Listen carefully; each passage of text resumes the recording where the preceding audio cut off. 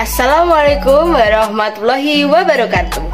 Perkenalkan, nama saya Silvina Julianti, NIM 202033100 dari kelas 4B dari Prodi Pendidikan Guru Sekolah Dasar Fakultas Keguruan dan Ilmu Pendidikan Universitas Muria Kudus.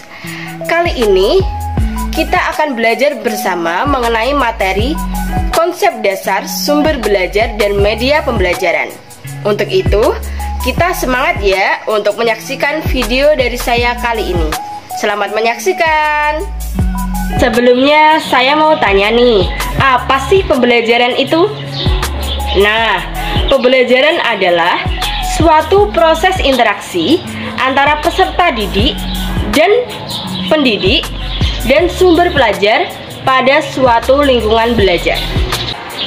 Nah, selanjutnya kita akan membahas mengenai sumber belajar. Apa sih sumber belajar itu? Sumber belajar adalah segala sesuatu yang dapat dijadikan sebagai acuan, referensi, atau rujukan dalam pembelajaran. Sumber belajar dapat berupa manusia dan non-manusia. Sumber belajar dapat direncanakan dan dimanfaatkan, serta bahan belajar yang terpisah maupun menyatu. Oke, kita lanjut ya. Selanjutnya kita akan membahas mengenai media pembelajaran. Apa sih media pembelajaran itu? Media pembelajaran adalah alat, bahan, atau segala sumber daya yang digunakan untuk menyampaikan materi-materi pelajaran dari guru kepada murid-muridnya dalam proses kegiatan belajar mengajar. Itu tadi mengenai media pembelajaran. Terus apa sih bedanya antara sumber belajar dan media pembelajaran itu? Media pembelajaran bisa berupa fisik seperti alat peraga, buku, dan lainnya. Media pembelajaran juga bisa berupa non-fisik seperti suara dan video. Sedangkan sumber belajar adalah sumber yang bisa digunakan untuk mendapatkan materi atau data dalam rangka proses mencapai tujuan dari pembelajaran tersebut.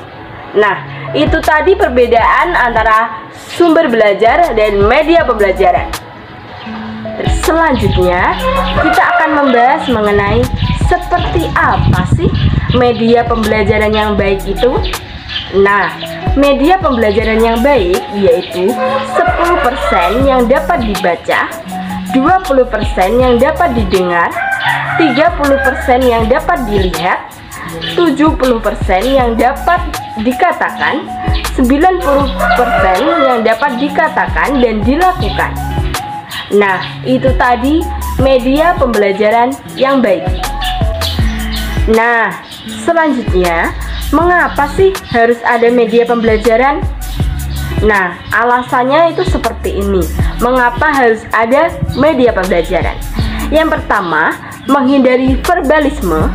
Yang kedua, mengatasi keterbatasan ruang, waktu, tenaga, dan daya indera. Yang ketiga, meningkatkan minat belajar.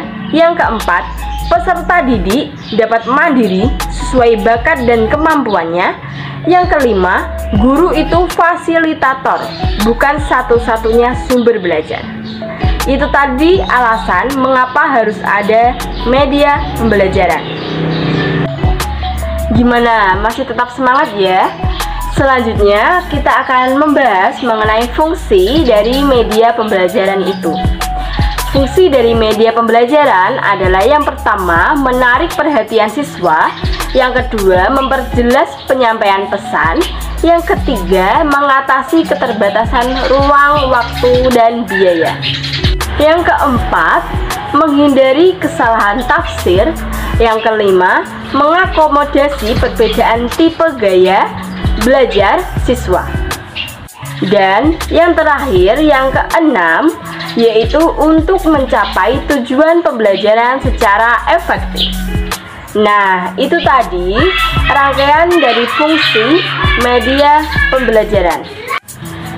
Kemudian ada macam-macam dari media pembelajaran itu sendiri. Yang pertama ada media cetak seperti buku, majalah, poster, foto-foto, dan lainnya. Kemudian ada media audio seperti siaran radio, CD atau DVD, file MP3, dan lain sebagainya. Yang ketiga ada media audiovisual seperti film, televisi, video.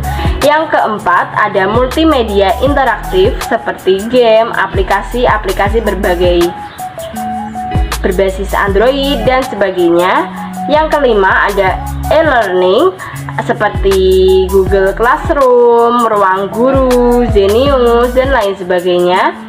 Yang keenam dan ini yang terakhir ada media realitas seperti tumbuhan, bebatuan, pepohonan, mata uang, dan lain sebagainya.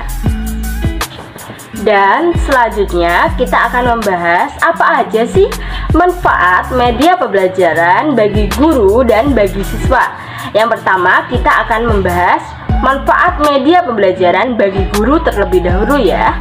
Yang pertama yaitu memudahkan guru dalam menjelaskan materi rumit.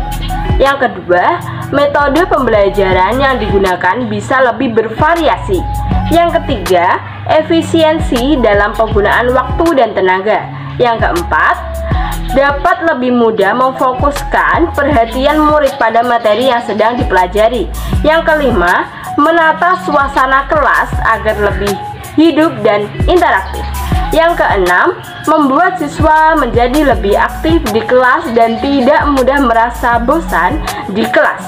Yang ketujuh, tercapainya tujuan kegiatan belajar secara efektif. Nah, itu tadi manfaat media pembelajaran bagi guru. Selanjutnya, apa sih manfaat media pembelajaran bagi siswa? Manfaat media pembelajaran bagi siswa yang pertama yaitu bisa lebih memahami materi yang disampaikan pengajar. Yang kedua, pembelajaran lebih menyenangkan dan mudah dimengerti.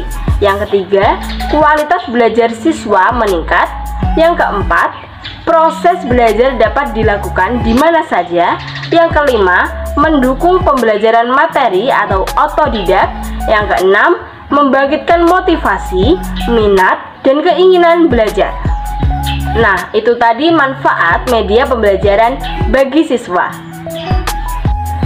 Nah, itu tadi materi yang sudah saya sampaikan mengenai materi sumber belajar dan media pembelajaran. Semoga bermanfaat bagi kita semua. Dan mohon maaf jika saya ada salah-salah kata mengenai penyampaian materi tadi. Tunggu video dari saya selanjutnya ya. Terima kasih sudah menyaksikan video dari saya kali ini.